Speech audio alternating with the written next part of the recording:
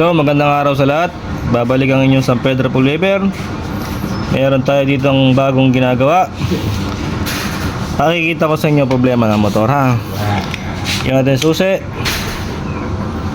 Ano susi? Punta natin, push start. Oh, maandar siya, no? Maganda ang andar. Maganda po ang andar, mga boss. Oh, ang minor niya maganda. Oh, maganda. Honda TMX 125. Nagasan natin, mga boss. Paringan ng makina. Yun, no? Namatay. Isa pa. Walang kapani-paniwala. Yan, ha, TMX. Nasa natin. Patay. Okay. Ilan ang odo? 10,599. Correct me if I'm wrong, pero yan po yan. Tingnan natin. TMX 125 Alpha. Naka full wave na. Pero hindi ko kursunada regulator. Para malaman natin kung saan tayo pupunta, wala po yan sa gasolina, mga boss. Kuryente po yan.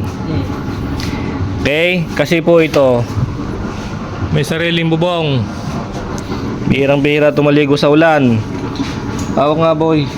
Boss, hawak ako. Tapat mo sa camera, sa tester. Tapat mo sa ginagawa ko, ha. Kita ba? Oo. Kita to? Oo. Dito po sa may harness, may kulay itim na balot yan.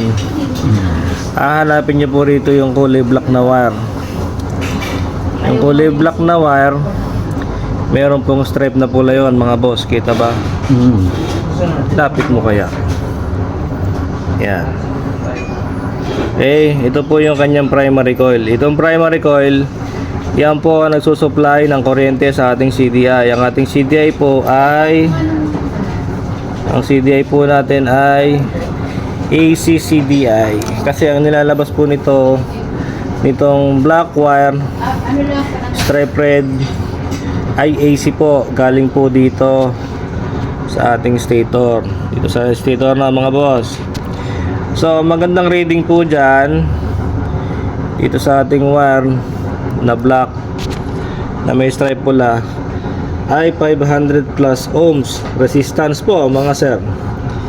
So itapat mo dito, boss. Okay, yung pula kahit saan, pula man o itim, ilalagay sa isang test rod. At yung isa ilagay sa makina kung saan man may ground. Itapat mo doon, boboy, sa ilalim, sa tester. Dito sa tester. Dito, boss, sa tester. O tayong reading. Ang nakuha po natin, ayan, 250 ohms na lang po. Masyado na po siyang mababa. Ngayon, sira na po yung kanya, hindi masira, mahina na po yung kanyang primary coil, mga boss.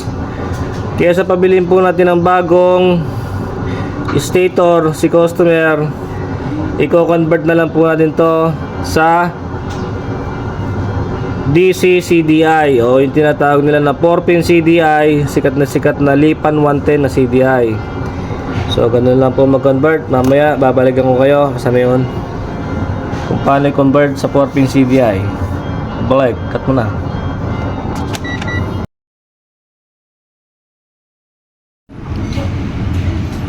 Pulsar, ground ng pulsar, ground ng motor, ignition coil. Okay, magugutom ka dyan, bara ka. Primary coil, kill switch, galing sa siyan, black stripe puti. Magugutom ka doon, look. Ito na yung lumang CDI ng ating Honda. Dito Honda 125 TMX Alpha, Hindi po ito sira. Titibay po ito, mga CD ito. Ang problema po yung ating primary coil, mahina na siyang bumuga. So, convert natin siya sa 4-pin CDI. Lihiwad din po ang brand, magandang klase, no, mga sir. Lipan 110. 4-pin CDI lang po siya. Sundan na lang po yung wiring. Ito pong nasa taas, bandang kaliwa, dito po yung ating pulsar. Sa ilalim naman po, sa may bandang kaliwa, ayan po ang ating ground. Sa taas po, bandang kanan, ito po ang ating ignition coil. Dito mga sir, no? Ayan. Tapos itong nasa baba nun, bandang kanan, yan ang ating ACC line or tawag dito, susyan, reservoir. Okay, sa Honda kulay black yun mga sir, no? So nagawa ko na dito, ito yung sakit na nakuha ko. Yung mga lumang switch hindi ko tinatapon yan, kinukuha ko lang ito.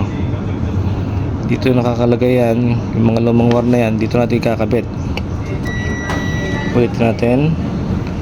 Bandang taas, kaliwa, pulsar, blue stripe dilaw. Yung katabi niya, ignition coil, dilaw stripe green. Ito yung ignition coil. Buksan ko para makita nyo yung dilaw stripe green. Ayun mga sir, dilaw stripe green.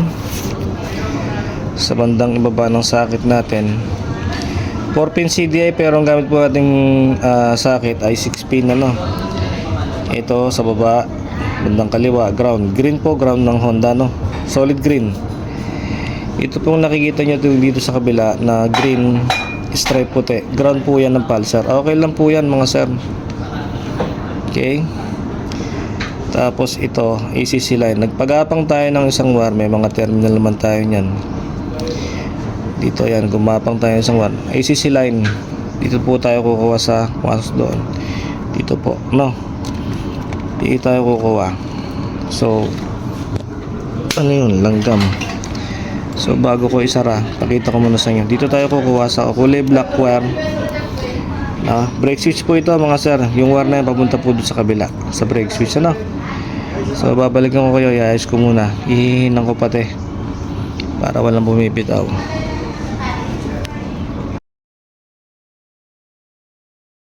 Tapos na natin gawin, no? Convert sa 4-pin CDI. Pasin nyo, umuulan dito. Kaya malakas ang ulan. Hindi mo malakas, pero naulan. I-revolution natin, pakita natin sa inyo na success yung ating ginawa ng mga sir. Dapat ko na natin siguro sa camera. Oy, tubig.